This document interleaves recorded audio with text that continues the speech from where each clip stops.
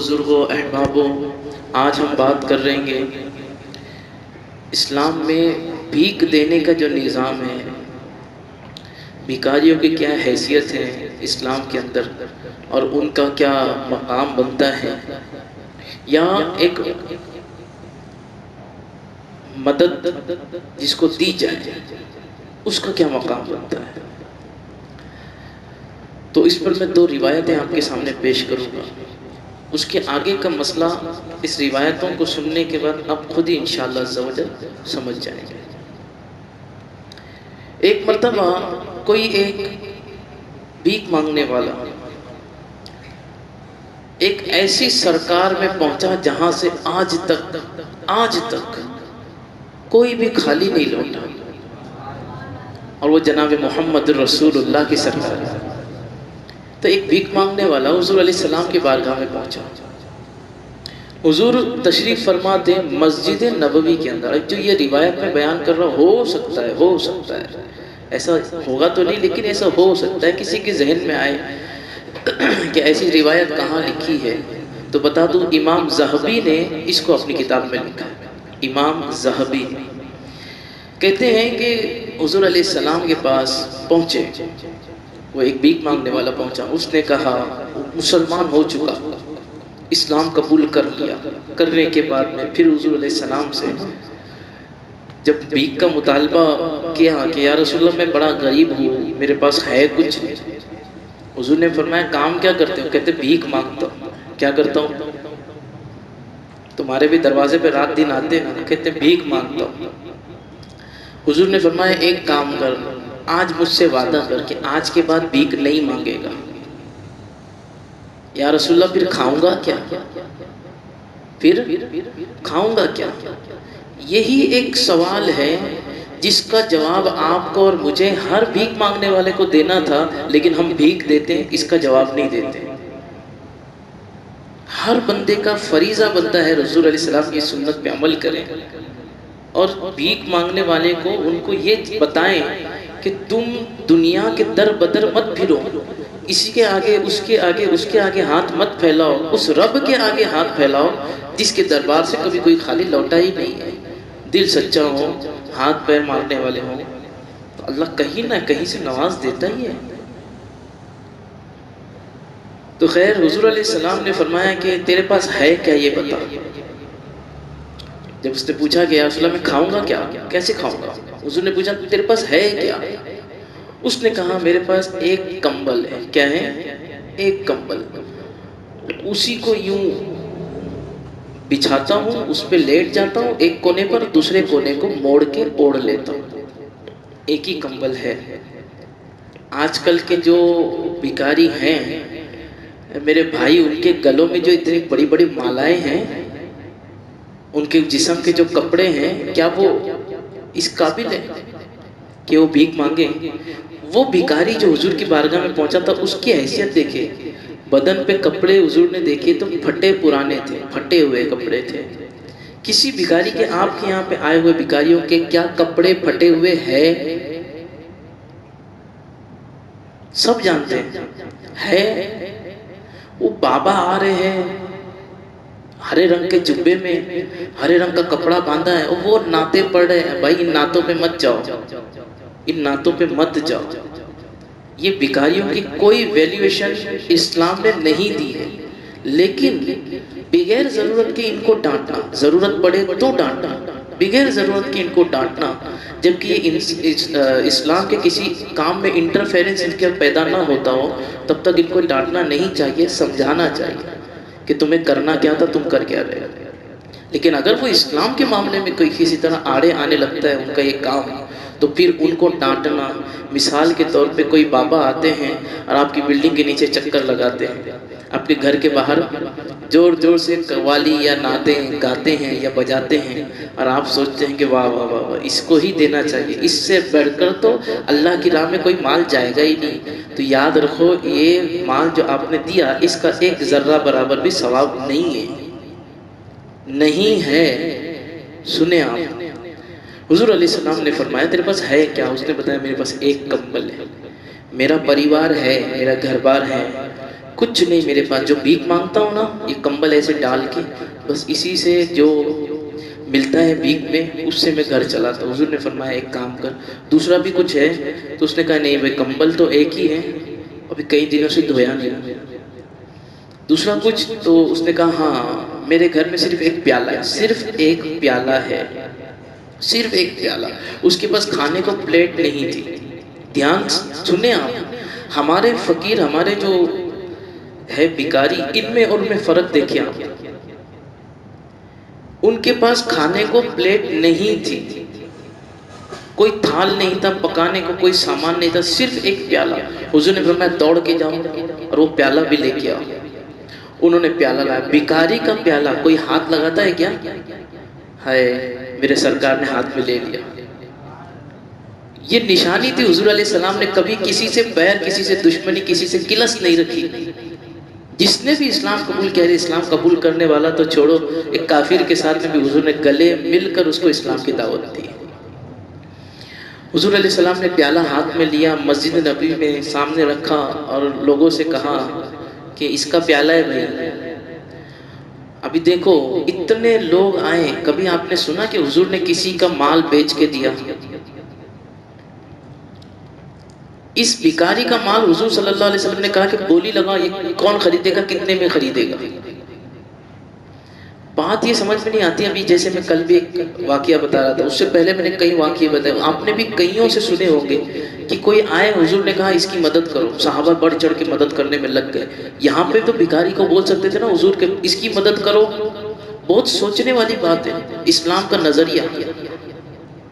حضور کہہ سکتے تھے نا اس کی مدد کرو، حضور نے نہیں کہا کہ اس کی مدد کرو۔ حضور نے فرمایا کہ کوئی ہے جو اس کا پیالہ خریدے، اس کو سمجھانا تھا خریدنے بیچنے والا دماغ رکھ، بھیک مانگ کے کھانے والا دماغ مت رکھ، یہ سمجھانا تھا حضور نے پوری امت کو۔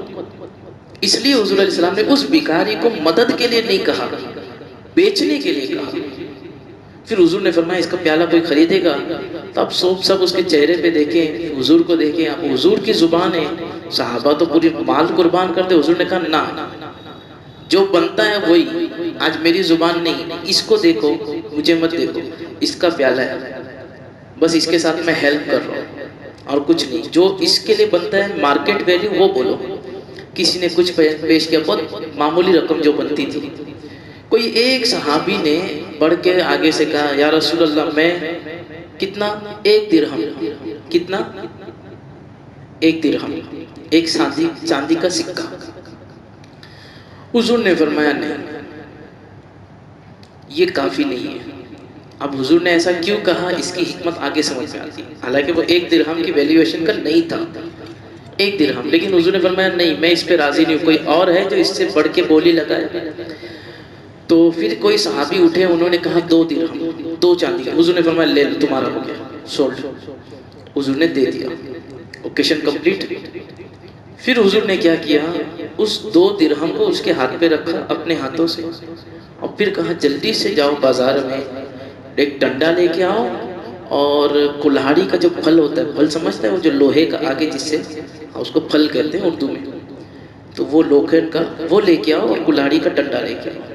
لے کے آئے ہے دنیا کی کیا کلہاڑی، اور وہ کیسا بھکاری ہوگا، رسول اللہ نے اس کی کلہاڑی اپنے ہاتھوں سے ٹھوک ٹھاک کے بنا کے دی۔ کوئی ہوگا یہ فقیروں کے ساتھ، غریبوں کے ساتھ اگر وہ اپنی لیمیٹیشن کے اندر رہتے ہیں تو پھر انہیں اس طریقے سے محبت دی جائے تاکہ انہیں سمجھ میں آئے کہ تمہاری ویلیو، تم انسان ہو، تم انسان ہو، تم جانور نہیں ہو کہ کسی کے چھوڑے ہوئے ٹکڑے میں تم پلو گے، انسان ہو، خود غرضی، یہ انہیں سکھائی جائے لیکن محبت سے۔ تو انہوں نے پھر کہا کہ یا رسول اللہ اب میں اس کا کیا کروں، یہ کلہاڑی آپ نے ایک پیالہ تھا جو آتا تھا اس میں ڈال کے کھاتا تھا، میرے گھر والے اس میں کھاتے تھے، بیوی بچے، یہ پیالہ بھی گیا، اب میں کیا کروں؟ حضور نے فرمایا رک 2 دن صبر کر، 2 دن کے بعد پھر تیرا پیالہ بھی آ جائے گا، سب آنا شروع ہو جائے گا۔ تو یہ کلہاڑی اٹھا، جنگل میں جا، روز جنگل میں جا، صبح صبح جلدی سے لکڑیاں کاٹ، اس کو کندھے پہ ڈال، مارکیٹ میں لے جا کے بیچ، اور پھر اس سے اپنا گھر چلا، لیکن آج کے بعد بھیک نہیں مانگنا، پھر حضور کے جملے تھے، حضور نے فرمایا دنیا کا سب سے برا کام کسی کے آگے ہاتھ پھیلا کے بھیک مانگنا ہے، اور تم سمجھتے ہو یہ اچھا کام ہے۔ میں بتاؤں کہ میں نے جب بھی بھکاریوں کے جب میں نے وہ پڑھے تھے، حقوق پڑھے تھے ان کے متعلق میں نے پڑھا تھا، تب سے لے کے آج تک یہ دن ہے کسی مانگنے والے بھکاری کو میں نے کچھ نہیں دیا ہی نہیں۔ یہ حدیثیں میری نظر کے سامنے تھی، ایک بیان کرو، ایسی کئی ساری ہے، یہ ایک بیان کرنا اس لیے ضروری سمجھتا ہوں کہ یہ میرا فرض ہے۔ ہو سکتا ہے کئیوں کو ہرٹ کر جائے کیونکہ دینے کی عادت بنی ہے، پر یہ ہرٹ کرنا اگر اللہ رسول کی بارگاہ میں میری عزت کو بڑھا دیتا ہے تو یہ ہرٹ منظور ہے مجھے۔ یہ آپ کا برا لگنا اللہ رسول کی بارگاہ میں میرا مرتبہ اونچا کرتا ہے تو مجھے منظور ہے۔ اب تھوڑا آپ آنکھیں کھولیں اس حدیث کے متعلق۔ حضور نے فرمایا سب سے برا کام جو روئے زمین پہ بندہ کرتا ہے وہ یہ ہے کہ کسی کے آگے ہاتھ پھیلا کر بھیک مانگنا۔ اب تو یہ ہے اس کی صورتیں بدل گئی ہیں، لوگ جو بھیک مانگتے تو مانگتے ہیں، اب تو یہ ہے کہ چھپ چھپا کر جھوٹ بول کر کسی اور وجہ سے دوسروں کے آگے بھیک مانگ رہے ہیں۔ خود غرضیاں ختم ہو گئی ہماری، اسی لیے تو اللہ نے در در کی ٹھوکریں ہم کھا رہے ہیں مسلمان، پھر بھی اللہ ہمیں عروج نہیں دے رہا۔ محمد عربی کا غلام اور اس کو عروج نہ ملے یہ ہو نہیں سکتا، لیکن یہ ہمارے اعمال ہیں جس نے ہمیں لوگوں کے پیروں کی جوتیوں کے نیچے رکھا ہوا ہے، یہ ہمارے اعمال ہیں۔ بھکاریوں کو دینا بند کر دیں آپ، ہاں انہیں سمجھائیں، اگر دینا ہو تو اس طرح دیں کہ ان سے وعدہ لیں۔ آپ کے آس پڑوس کے بھکاری، آپ کو پتہ ہے کہ یہ بھکاری ادھر رہتا ہے، اس کو اٹیک کرے کا مطلب مارے نہیں، اس کو ٹارگیٹ کریں، اس کو سمجھائیں کہ میں تجھے چھوٹا سا بزنس ڈال کے دیتا ہوں، چھوٹا سی کچھ گولی چاکلیٹ بیچ دے، یہ بیچ وہ بیچ، پھیری کا کام کر، اس کے لیے پیسے میں تجھے دیتا ہوں۔ اور آپ جو ہر روز 10 روپے 5 روپے 5 روپے 10 روپے کر کے دیتے ہیں، اس کو آپ جمع کریں، مہینے بھر 2 مہینے سال بھر کے اندر آپ کے جو پیسے جمع ہوتے ہیں وہ ہزاروں کی تعداد بنتی ہے۔ پھر وہ ہزاروں کی تعداد سے کسی ایک بھکاری کو آپ کو ایک چھوٹا سی لائن لیول لگا لیں، لیکن نہیں، یہ تو الا ماشاءاللہ 1-2 شاید مل جائے، ان کو بائی پروفیشنل بنانے والے ہم لوگ ہیں۔ ہم نے ان کو بھیک دے دے کے اسلام کے نام پہ بدنامی جو ہے نا یہ یہاں سے پھیلی ہے۔ آپ دیکھتے ہوں گے، آپ تو انٹرنیٹ پہ کتنے لوگ پکڑنے لگے ہیں، سبھی دیکھ رہے ہوں گے کتنے لوگ پکڑنے لگے، اور جس کو پکڑو وہ مسلمان، اور جو ہندو بھی ہیں کافر بھی ہیں یا کسی اور مذہب سے تعلق رکھتے ہیں وہ بھی مسلمان بن گئے، کیونکہ جانتے ہیں مسلمان ہی ہے جو بھیک کو بڑھاوا دیتا ہے، ان کے ذہن میں فٹ ہے۔ یہ فٹ کرانے والے اللہ کے بارگاہ میں کل قیامت کے دن جواب دہ ہوں گے۔ بند کرو دینا، بند کر دو دینا، ہم دیں گے نہیں تو یہ بیٹھیں گے نہیں، دینا ہے تو جو طریقہ حضور نے سکھایا اس طریقے سے دو، ایسے دو کہ پہلے تو وہ راضی ہو، اس کو سمجھ آ جائے، ہم دینا بند کر دو، سمجھ آ جائے کہ بھیک نہیں ملتی، اب مسلمانوں نے بھیک دینا بند کر دیا، پھر سمجھ آ جائے میں کروں کیا۔ جب یہ دن آئے، جب اس کو سمجھ آئے کہ کچھ کرنا ہے تو پھر اس کی مدد کیجئے، اور پھر اس کو ایک چھوٹا سی لائن لیول لگا کر دیجئے، اور کام کوئی چھوٹا نہیں ہوتا۔ اور جب انسان خاص طور سے بھوک مری سے مر رہا ہونا تو پھر اس کو سمجھ میں آ جاتا ہے کہ نیچے سے نچلے لیول کا کام بھی اللہ رب العزت کی بارگاہ میں کتنا عظیم تر ہوتا ہے، تب اس کو سمجھ میں آتا ہے۔ خیر حضور علیہ السلام نے پھر اس کو کہا کہ تم لے کے جاؤ کلاڑی اور لکڑیاں کاٹ کے بیچو۔ 1 مہینہ امام ذہبی نے لکھا ہے 1 مہینہ گزرا، کتنا؟ یا میں سال بھر کی بات نہیں کر رہا ہوں، صرف 1 مہینہ گزرا تھا، محنت کش آدمی تھا۔ 1 مہینے کے بعد حضور کے بارگاہ میں پھر آیا، 1 مہینے تک اپنا چہرہ نہیں دکھایا، کہیں پہ بھیک بھی نہیں مانگا، یہی لکڑیاں کاٹتا رہا، بیچتا رہا۔ جب واپس آیا نا تو حضور علیہ السلام اس کو دیکھ کے خوش ہو گئے۔ روایت میں کہ حضور نے جب اس بھکاری کو دیکھا، کیا بھکاری تیری قسمت، کہ حضور اپنی جگہ سے اٹھ کے اس کو گلے لگائے، اس لیے کہ اس نے بھیک مانگنا چھوڑ دیا تھا، اس لیے خوشی میں حضور نے کہ اس نے بھیک مانگنا چھوڑ دیا، گھٹیا کام کرنا چھوڑ دیا، عزت کی روٹی کھاتا ہے، تو اٹھ کے حضور نے گلے لگا کہ پھر حضور نے صحابہ بیٹھے تھے، صدیق بیٹھے ہیں، اور حضور اٹھ کے صدیق کے سامنے کو اس کو عزت دے رہے تھے، اس کا مقام ہوگا، یہ مقام اس کا نہیں تھا، عزت کی روٹی کا تھا۔ پھر حضور نے گلے لگا کے پوچھا کہ اب تیرے گھر کے حالات کیا ہیں؟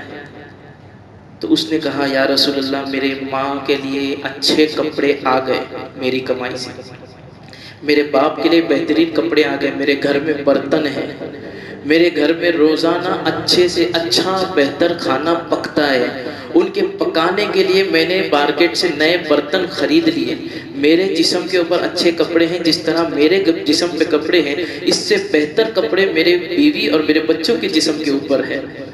یا رسول اللہ اتنا کچھ ایک مہینے کے اندر اللہ نے نواز دیا، اتنا کچھ نواز دیا۔ پھر اس نے ایک پوٹلی نکالی، اس کے اندر اس کو کتنے حضور نے دیے تھے، کتنے دیے تھے حضور نے؟ 2 چاندی کے سکے۔ ایک پوٹلی نکالا اس نے مخمل کی، اس کے اندر 10 چاندی کے سکے تھے۔ کتنے تھے؟ 10۔ اور بازو میں مدرسہ چلتا تھا نا حضور کا، میں نے جو بتایا تھا چند دنوں پہلے، اصحاب صفہ، ابھی بھی ہے نا مدینے میں، اصحاب صفہ کا چبوترا کہتے ہیں اس کو۔ تو کہا کہ یا رسول اللہ یہ جو اصحاب صفہ والے پڑھتے ہیں نا، یہ مدرسے کو میں دینا چاہتا ہوں۔ دن دیکھیں آپ اس کے، 1 مہینے میں کایا پلٹ گئی، عزت کی روٹی نے پلٹ دی کہ جو کل تک مانگنے والا تھا آج لٹانے والا بن گیا۔ تو یہ تعلیم ہے رسول اللہ صلی اللہ علیہ وسلم کی، اور ہم جو کر رہے ہیں اس کو آپ ثواب تو بالکل مت سمجھیے، ہے ہی نہیں۔ بھیک دینا اپنے آپ میں جائز ہے، یہ اسلام کا مسئلہ بتا رہا ہوں۔ بھیک دینا اپنے آپ میں جائز ہے، مسئلہ یہ ہے کس کو دیا جائے۔ اگر آپ تھوڑا یہ جو ٹاپک ہے یہ اس طرح کا ہے کہ اس پہ میں تو کئی دن بول سکتا ہوں، کئی دن روایتوں سے سمجھا سکتا ہوں، لیکن آپ اجازت دیں تو ایک 7 منٹ 5 منٹ کا وقفہ اور لگے تو میں انشاءاللہ ایک بات اور سمجھاؤں، اجازت ہے آپ کو؟ اب دیکھیں کہ مسئلہ یہ آتا ہے کہ پھر حضور نے فرمایا کہ مدد کرو مدد کرو مدد کرو، تو پھر مدد کہاں کریں؟ ان کو نہ دے تو کس کو دیں؟ اب سنو کس کو دیں؟ جو حقدار ہیں ہم ان تک پہنچتے ہی نہیں۔ ایک صحابی رسول تھے، کئی مرتبہ آپ نے میرے زبان سے بھی ان کے واقعات سنے ہیں، آپ نے اور بھی نام سنے ہوں گے ان کے اور جگہوں سے بھی۔ حضرت جابر رضی اللہ عنہ سنا ہے نا؟ ان کے بارے میں آپ کو پتہ نہیں ہوگا، ان کے بہت پہلے ہی جب یہ بالکل شروع میں اسلام میں داخل ہوئے تھے تب سے ہی ان کے حالات بہت برے تھے گھر کے، مالی حیثیت بہت اچھی نہیں تھی، لیکن یہ کہتے ہیں کہ میرے رسول صلی اللہ علیہ وسلم کچھ اس طرح سے میری مدد کرتے تھے کہ مدد بھی کرتے تھے اور میری عزت بھی بڑھ جاتی تھی۔ یہ تو وہی بات ہوئی کہ خود بھیک لے اور خود کہے منگتا کا بھلا ہو۔ تو یہ تو حضور علیہ السلام کی خاصیت تھی کہ حضور دیتے بھی تھے، ہم تو کسی کو دیں تو اس کو کہیں نہ کہیں اس طرح دیتے ہیں کہ اگلی بار وہ نظر جھکا کے چلتا ہے ہمارے سامنے سے، نہیں، ایسا نہیں ہونا چاہیے۔ حضرت جابر کے کسی نے پوچھا کہ یہ جو تم بار بار کہتے ہیں کہ حضور ایسا دیتے تھے کہ دیتے بھی تھے اور عزت بھی بڑھا دیتے تھے، تو اس کا کوئی ایک ڈیمو بتائیے، کوئی ایک مثال۔ تو حضرت جابر کہتے ہیں کہ ہم ایک مرتبہ کسی جنگ پہ تھے، جنگ سے لوٹ رہے تھے، لوٹتے وقت میں میرے پاس جو اونٹ تھا جس پہ میں بیٹھا تھا وہ ایک ہی اونٹ تھا ان دنوں، اور میری کنڈیشن بہت ٹائٹ تھی گھر کی، اور بہت مشکل حالات تھے گھر پہ، لیکن رسول اللہ صلی اللہ علیہ وسلم کا حکم تھا تو نکل گیا تھا میں بھی جنگ پہ۔ اب میں یہ سوچ رہا تھا راستے میں جاتے ہوئے کہ گھر والوں کے لیے پیسے کہاں سے آئیں گے، کیا، یہ سب چیزیں میرے دماغ میں چل رہی تھی۔ اوپر سے میں جو اونٹ پہ بیٹھا تھا وہ سب سے سلو بوڑھا تھا، سب سے سلو تھا، بوڑھا تھا، اس لیے سب سے سلو تھا، میں سب سے پیچھے تھا۔ میں نے دیکھا کہ حضور علیہ السلام آگے آگے چل رہے ہیں اور پیچھے پلٹ پلٹ کے کچھ دیکھ رہے، پیچھے پلٹ پلٹ کے کچھ دیکھ رہے۔ حضور گھوڑے پہ بیٹھے ہوئے تھے، کس پہ تھے؟ اونٹ سے گھوڑا تیز ہوتا ہے، معلوم ہوگا نا، تو گھوڑا آگے تھا، سب سے آگے حضور تھے، لیکن پلٹ پلٹ کے کچھ دیکھ رہے تھے۔ جب دیکھا کہ مجمع سارا آ رہا ہے، کوئی اونٹ پہ کوئی گھوڑے پہ، لیکن جابر نظر نہیں آتا۔ جب حضور نے یہ دیکھا تو حضرت جابر کہتے ہیں کہ حضور نے اپنا گھوڑا گھمایا۔ کبھی یہ بھی ہوا ہے کہ دولہا چل رہا ہو، باراتی بھی ہو، اور پھر دولہا اپنی گاڑی گھما کے پیچھے آئے، کسے عجیب لگے گا؟ لیکن رسول اللہ صلی اللہ علیہ وسلم نے اس عجیب لگنے کی فکر نہیں کی، اپنے عاشق کو ڈھونڈتے ہوئے حضور علیہ السلام پہنچے واپس۔ حضرت جابر کو جا کے پیچھے پایا، حضور نے اکیلے چل رہے تھے۔ حضرت جابر کہتے سب چل رہے تھے، لیکن جب جہاں سے حضور مڑے نا سب وہیں پہ ٹھہر گئے، لیکن کوئی حضور کے پیچھے نہیں آیا۔ حضور علیہ السلام میرے قریب آئے، میرے قریب میں گھوڑا آہستہ آہستہ چلانا شروع کیا اور مجھ سے باتیں کرنے لگے۔ مجھ سے پوچھا جابر بھگاؤ ذرا، ہم بھی کہتے ہیں نا تھوڑا سا بائک بھگاؤ، یہ تو رسک والے لوگ ہیں، ان کی جان کی کوئی ویلیو نہیں ہے، جو رب نے دی ہے نا اس کی پوچھ گچھ بھی ہونے والی ہے، لیکن وہ بات الگ تھی۔ حضور نے فرمایا بھگاؤ سب کے ساتھ چلو۔ یا رسول اللہ میرا جو اونٹ ہے بہت بوڑھا ہے، چل نہیں پاتا۔ رسول اللہ صلی اللہ علیہ وسلم نے کیا کیا؟ حضرت جابر کہتے ہیں ان کے ہاتھ میں ڈنڈی تھی نا، جس سے گھوڑے کو چابک نہیں، ڈنڈی تھی، تو حضور علیہ السلام اس کو ہلکا ہلکا کبھی ٹچ کرتے تو حضور نے وہی ڈنڈی میرے اونٹ کو ٹچ کی۔ کیا کی؟ بس ٹچ کی۔ کہتے ہیں جیسے ہی ٹچ کرنا تھا میرا جو بوڑھا سی اونٹ تھا نا بجلی کی طرح تیز ہو گیا، دوڑنے لگا، اتنا دوڑنے لگا کہ اتنا بھاگا کہ حضور پیچھے، حضور کا گھوڑا پیچھے، پورا مجمع پیچھے، میرا گھوڑا، میرے اونٹ آگے بھاگ گیا، اور حضور گھوڑا دوڑاتے ہوئے پھر سب کے آگے جب میں نکل گیا بہت دور تک جانے لگا، اور میں روک رہا تھا، وہ کہتے ہیں میں روک رہا تھا کہ گستاخی لگ رہی تھی کہ حضور علیہ السلام پیچھے میں آگے جا رہا ہوں، تو میں روک رہا تھا لیکن وہ رک نہیں رہا تھا، جسے حضور نے چلایا وہ کہیں رک سکتا ہے، تو حضور علیہ السلام پیچھے سے گھوڑا دوڑاتے ہوئے پہنچے، اور حضور نے کہا بھائی جابر تھم جا، اتنا کتنا اونٹ کو بھگا رہے ہو، کہیں ہمارا بھی تو انتظار کرو، ہم بھی تو ساتھ چلے تمہارے۔ اب حضور علیہ السلام وہ کہتے ہیں کہ میں حضور کو دیکھا اور مسکرایا کہ یہ کیا آقا ہے، نوازتے بھی خود ہیں اور اس طرح کی باتیں بھی، عزت بھی خود ہی دے رہے ہیں۔ پھر کہتے ہیں اس پہ بس نہیں ہوا، ہم آگے پہنچے، مدینہ بھی آیا نہیں تھا، مدینے سے پہلے ایک جگہ پہ رات ہوئی تو ہم لوگ ٹھہر گئے نا، تو حضور صلی اللہ علیہ وسلم نے مجھے بلایا، جابر کو بلاؤ ذرا، جابر یار تیرا اونٹ بڑا زبردست ہے، پھر عزت دے گئے، جابر تیرا اونٹ بڑا زبردست ہے، سب سے تیز تیرا ہی تو اونٹ ہے، میں تو چاہتا، میرا تو دل آ گیا تیرے اونٹ پہ، میں چاہتا ہوں خرید لوں، بول کتنے میں بیچے گا؟